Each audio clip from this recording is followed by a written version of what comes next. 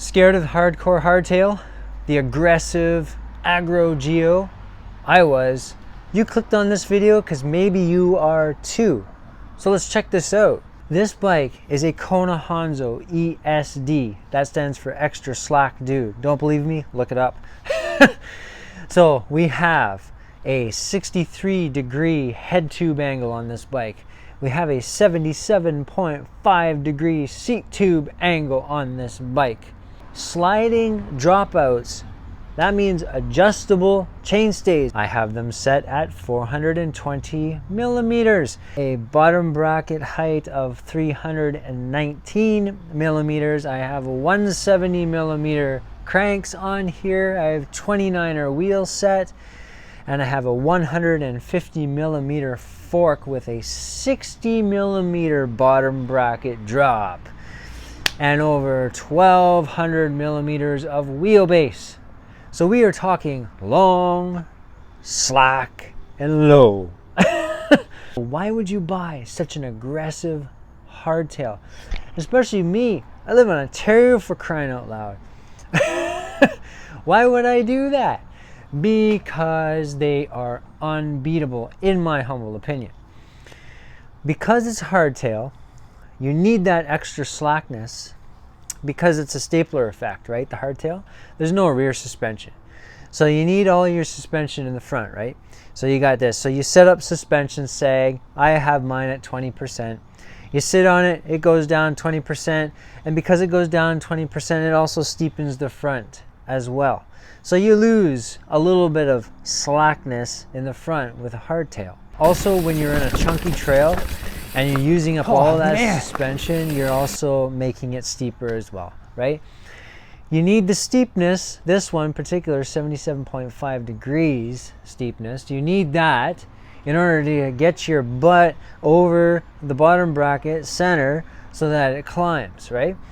This bike climbs unreal, let me tell you. It is unbelievable. It climbs better than my old bike, which was a Trek Roscoe 6, which that's a completely different bike. That's like an XC trail bike, so to speak. So we're talking night and day difference for climbing on this bike, and I can't believe it, and I still can't believe it. It blows my mind every time I do a punchy climb. It's insane.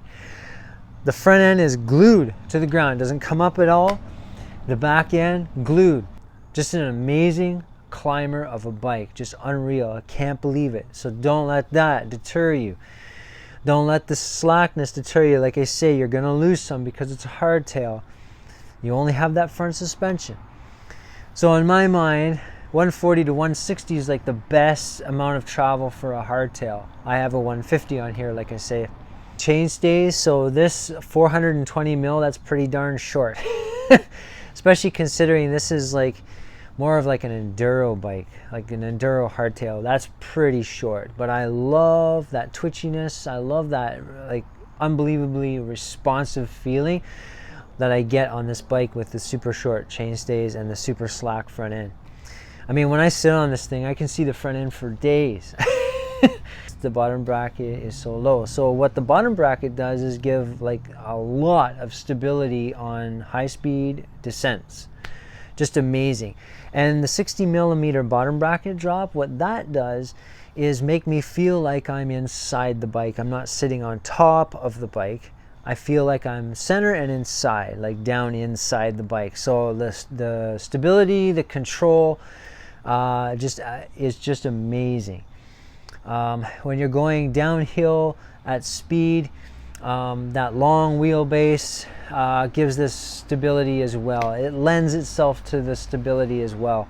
If you're looking for a bike like this, or looking at a bike like this currently, or thinking that you might like to look at something like this, don't be scared by the Geo. It does feel weird when you first get on it, especially if you're not used to it. If you've been riding like an XC bike or a trail bike or something like that, this is completely different. Like I felt weird, I felt like too far forward and all this other stuff when I got on it. So once you adjust your body positioning for the descents, meaning that you're more center on the bike and you're letting the slackness do the work for you as opposed to being back more, It is so good. So good. It makes me want to ride. It makes me want to get sendy. It makes me want to plow through chunk. I just, isn't that why you have a bike in the first place?